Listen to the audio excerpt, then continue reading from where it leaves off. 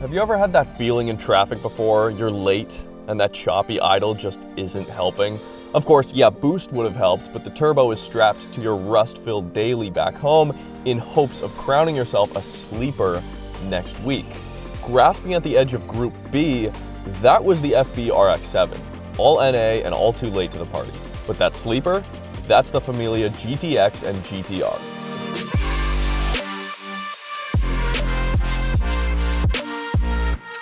Two forgotten and legendary Group A homologation gems that shot out the gate at just the right moment. All right, you guys, my Familia.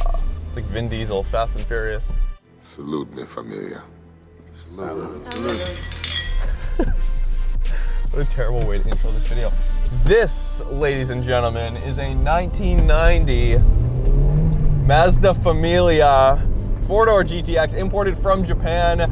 Let's go for a drive, okay? Turbocharged homologation cars are some of my favorite cars because I know deep down you gotta uncover the dirt. You gotta go digging for a little bit of that motorsport feel. But you know it's there, it's underneath. Let's go for a drive. We'll talk to the owner, Colton, about his car here. Has a very interesting story behind it, and it looks like it has a very bright future ahead of it. So let's go for a drive. Yeah, Colton was not kidding. Very bouncy. It does have aftermarket suspension on it. Now Colton does have plans to throw in Swift springs, which I think is a great upgrade. There's nothing worse, you guys, than having dampers that are not tuned well with your spring rates. And this is just a perfect example. All right, so 1.8 liter turbocharged inline 4, the same basic architecture as an MX-5 or Miata engine, which is awesome. And I actually didn't really know this. This is a factory turbocharged version of that engine. I always thought that, hey, a turbocharged Miata is super cool because you're turbocharging an engine that was never turbo from the factory. But, you know, in a sense, this was that. So, very familiar, dual overhead cam. Here it's making 180 horsepower and I believe right around 160 pound-feet of torque. Wow, the steering rack is sharp. It's got sharp steering, very darty. Okay, I'm excited now.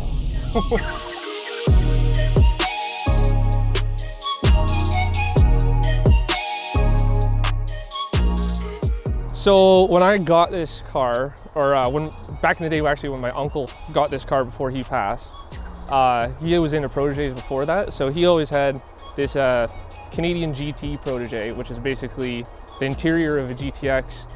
They gave it to the Canadian model, so it was a left-hand drive model. And so when I first saw it, I was just like, oh, he picked up another Protege, you know, because they're very similar, but it has little small body differences that you probably don't notice as much.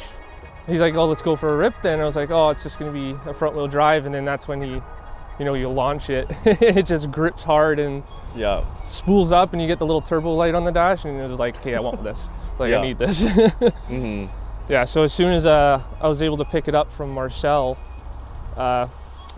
after my uncle passed because he had to sell it due to some hospital bills, I picked it up from him because I said, I met him actually, I never met him before, and I met him at the funeral of my uncle, and he basically said like, oh, like if you ever want to buy the car or whatever, I'll go to you first. And I was like, appreciate it. I think it was about 4 or 5 years later, and he said, hey, do you want the car? And I said, no doubt, whatever price, it's mine, like I'll take it. I'll take good care of it. Yeah, exactly, get his collection back together, because he actually left me in his will because he didn't have time to change it or anything before he passed, is he actually left me this car. So I was like, it was kind of like a mission to get this back and then put it in the rightful glory that he had it, which was being meticulous about everything, right? So I mean, it just upon first impressions here, it looks almost to a museum spec. I know you briefly mentioned that these are Aero wheels, they're not factory wheels. No, yeah. But as far as the paint goes and the headlights especially, it's really clean. So why don't we start at the front end? Of course, it's all-wheel drive, full-time all-wheel drive. The first generation of the 323 GT-X was homologation for the late 80s, I believe 88 and 89, and that had a locking center differential with a button on the dash, very 80s and very unnecessary when you're talking about a street car, but a cool kind of quirk that the car had. Here it's a little bit different. It is still, of course, the heel toe. It's the first one. When you nail the first heel toe, you're just like, oh, boom, we are off to the races. So easy to drive. Here it's a little bit different. The center differential is a viscous coupling. It's a viscous differential, so it's totally hands-off. There's no case to be made on tarmac for that locking center differential. That goes out the window, of course, when you want to do what this car was made to do, which is kick up rocks at the squirrels on the side of the road, the dirt road, of course. So most of the 323s that you see, especially here in North America, they're all hatchbacks. So to find a four-door sedan GT-X like this, it's quick though. That's a fast 180 horsepower.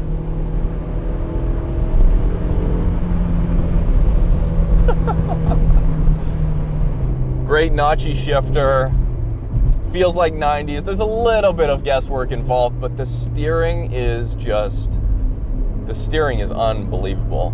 Hate to say it, but the brake feel in this car is better than 90% of 90s sports sedans I've driven. 90s cars, period. I know it's a 1990, it's a late 80s car. I can begin to feel, I've driven an ST205 GT4, and I can feel the later 90s Group A rally feel coming through here. This was right on the cusp of that era. It's got a meaty growl to it. It's really quiet though. What it does have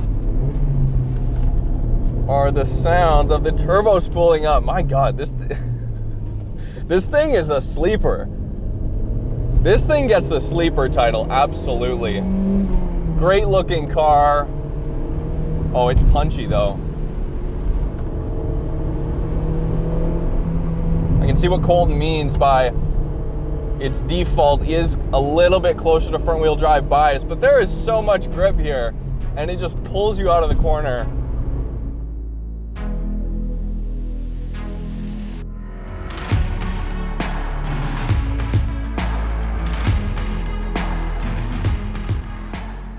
So the front bumper is a little bit different. In Japan, it's a little bit a different style. It's not kind of like this this snub nose a bit here. Mm-hmm. It's more of a flat style, but this is more of a Euro grill is what I've been told by my uncle back in the day. I'm not 100% on it, but. And then at the same time, he picked up the glass headlights and the glass corner markers. And this is also a Euro grill as well, mm-hmm. that he picked up at the same time. He was really picky about these grills, and I'm not sure why. But I remember coming over and he'd have like 4 or 5 grills out from different places. He had the Japanese one, the Canadian one, and they're all interchangeable, funny enough. My uncle, again, was also trying to get me into Mazdas basically as soon as I could get a license. So I've been in Mazdas from the get-go, where my very first car was a Mazda MX-3. But I started off with that, had a whole Mazda Speed kit on it, which is pretty rare. You can't find them nowadays. And I got myself into a Mazda Speed. Basically, that was like kind of like the start of, okay, let's go take it out in autocross. Let's go try to do some other things with it, because my uncle was super into autocross. And then he was getting me into his track car. So basically from there, yeah, he's always had me into Mazdas from the get-go. And then once I could get these back on my hands, it was a no-brainer. Mm-hmm. Yeah. And it seems like he was very, which is pretty smart, very incremental especially in getting you behind the wheel. Like, hey, learn the fundamentals, learn car control, and then, hey, just shoot for the moon, right? Yeah, exactly. His biggest thing was convincing my dad to get me into that car, and it was probably the best thing that probably happened with me, because then now I'm a car nut, right? Yeah. I've got a couple Mazdas, the GTR, this one, and yeah. So the GT-X and the GT-R had a little bit of a beefed up internals. GT-X not as much, so this one only runs probably like 7 or 8 pounds of boost, whereas like the GT-R was like a stock 10 or 12, so the that was more their real rally homologated one, whereas this one was kind of more backed off because no one was buying that rally homologated one. Mm-hmm. So one of my friends says basically unobtainium. So like right now we've got sitting in a what's it called, storage container somewhere. I think we have 3 other spare drivetrains for them. Just because you can't find them, so you see one, you take it right away, get it shipped over, it'll be worth it eventually. Because someone else might need it one day if you have to sell it off, right? So 3-spoke steering wheel here. We've got great materials. The door shut. When you open the door, there's a tactile feedback. They're metal door handles. It's a quality car. I don't know if they beefed up any of these things specifically for the GT-X, the GTR, but this is not like hard plastic. This is actually, it's got a bit of flex to it. And just, you know what this is? These are materials that can get muddy. These are materials that are easily cleanable. Even the floor mats here, we've got the winter floor mats, beefed up internals, of course, over the factory car, the GTR, even more so over the GT-X. It's got a few other changes, a few other chassis stiffening components, anti-roll bars. Oh, that's why it was so easy to heel toe. This one also has a lightweight flywheel, which is very welcome.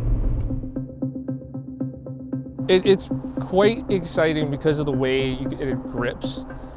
It's not like a 50-50, right, with the drivetrain. A lot of the times with these Mazdas, it's like probably like a 70-30, where 70 power goes to the front and then 30 goes to the rear. So when you're going in a corner, you get that front grip real hard, and then it just keeps pulling you through the corner. So it's a great car. For the weight it is, it feels basically like a turbo go-kart, right? Like super light, super small, it's super agile, but so it's basically bone stock. I mean, other than like throwing on the coilovers, it's got some upgraded brake parts, ROH wheels on it where he had those. I mean, like I could go a wider tire probably in the back and in the front, but it's worth it just to keep those ones on there just because they're era spec. Like if I do a Google search for a 1990 Familia, if I go through probably Google Images, I could find one in there with these wheels on it. Yeah, but other than that, if you're trying to find one, it's just keep your eye on the auction block because they don't come up often, and when they do, they're gone in like minutes. So yeah, he eventually found one, and he got the first GTR probably over here. I don't think anyone else had one yet, and he got it for $2,000. Wow. Just because no one's looking for him. Yeah. Yeah, no one knows anything about him. Just exactly. How do you value a car like that? It's so difficult. Exactly. Somebody's not looking for it. Future plans is to get it back out on the track. This was his my uncle's slush series car is what he called it. So over at VCMC Autocross Group or whatever, they used to have their slush series. So this was just kind of his car where it's like, okay, GTR is a little bit more precious. I'll take this one out and I can have fun with it. And then his other track cars, it's like those wheels aren't going to do anything in the rain. So my plan is to basically do what he did with it, not specifically slush series, but you know, get back to the spec where you can put it on the track, you know, get a decent time out of it, just have a blast in the stock form. Well, thanks, man. Thanks for showing me around the car. Yeah, no problem at all. Anytime. I mean, you got to think, what was this going up against at the time? This was right at the cusp of the Impreza STI era, the GC8 era, the Evo 1, the Lancia Delta, iconic vehicles. And it is, you know, just a little bit sad that some of those cars went on to become true cultural icons in what I like to call the Gran Turismo era. And then the 323 or the Familia GT-X, GTRs just kind of got thrown a little bit off to the wayside. And so it's cool to meet a guy like Colton who, you know, his uncle, who unfortunately passed away, he was just integral in keeping the spirit of these cars alive, and then of course passing the gift of really good car control and learning how to drive and work on cars, and the love for these turbocharged Mazdas on to Colton. And now, of course, you know, Colton's also from my generation. He's into Skylines and everything, but he's got the love of these cars now as well, which is just so awesome to see.